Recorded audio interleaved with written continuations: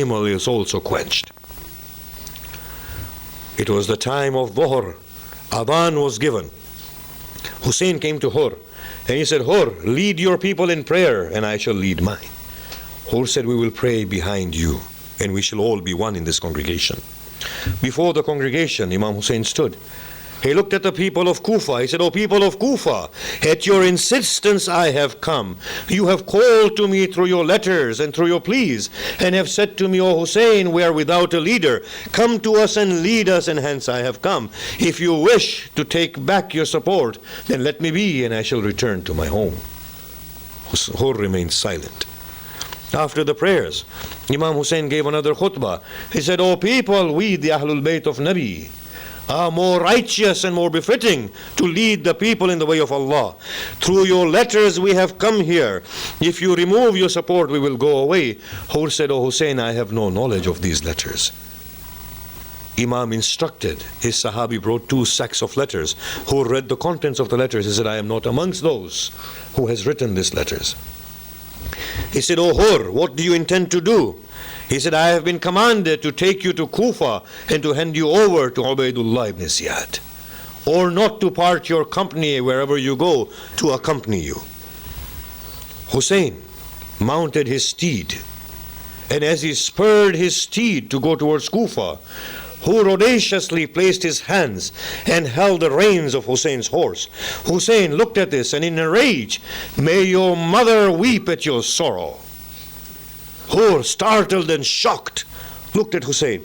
By Allah, he said, if any other Arab in the whole of this world were to have uttered the name of my mother, I would have responded equally. But what may I do? When I see your mother, I am nothing but helplessly saluting her. Hur said to the Imam, trying to admonish him, O Hussein, do not engage with these people, for without a doubt they shall kill you. Hussein said, O Hur, do you frighten me with death? It is sufficient a glory for a youth that he be righteous and go forth in the way of the truth. If he kills, if he dies, then he dies a dignified death. And if he lives without regret. Sufficient is this humility for you, that you are alive and your noses are rubbed in dust. Hur understood the intention of Al-Hussein. He nonetheless intercepted Hussein's path. Hussein said, O Hur, let me be. He said, O Hussein, either you come to Kufa with me or I shall accompany you away from Kufa. Imam Hussein asked Zuhair, he said, Zuhair, where are we? He said, we are near the banks of the Euphrates. He said, take me to the banks of Euphrates, we shall camp there.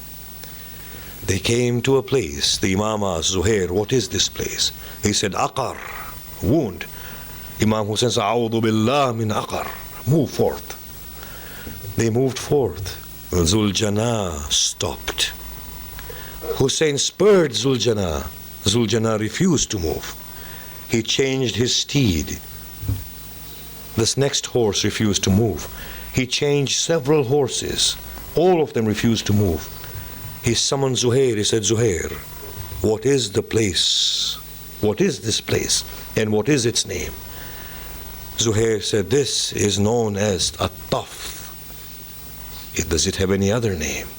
Zuhair said, it is known as Nainawa. Does it have any other name? It is known as Shattul Furat. Does it have any other name? He said, this is Karb and Bala. When Hussein heard the name of Karb or Bala, he descended his mount, grabbed his spear and embedded it firmly within the land, and he said, Wallah, by Allah, this is the place where our horses will be tied, our tents will be erect, this is the places where we shall be killed, our children will be made orphans, and this is the place from whence we will be raised on the day of Qiyamah. As he was saying this, Fizza came running to him. She said, Oh Hussein, your sister calls for you. He goes. He says, yes Zainab, yes Kulsum. Kulsum says, oh Hussein, I feel great fear from this place. My heart is filled with fear. It is as if it is giving us news of destruction. I smell the fragrance of your blood emanating from its dust. O Zainab, O Kulsum, I have arrived at my destiny. Kulsum said, O Hussein, what land is this? He said, this is the land of tribulation and grief, karb and bala. No prophet has set foot on it, but that they have been met with sorrows. No wasi has come here, but that they have been inflicted. Show them the location of my grave and keep them guests for 3 days on my behalf. And I'm giving this land back to you. Then he summoned the men of Bani Asad, the women and the children. And he said to the man, on the 10th Ashura I shall be killed. My adversaries shall bury their dead, and our bodies will be beheaded and be thrown upon the burning dust of Karbala, uncovered and unburied. Come and bury us. Then he went to the women and he said, if your men are frightened from Ubaidullah, then you come to the banks of Euphrates. With the pretext of taking water, come and bury our bodies.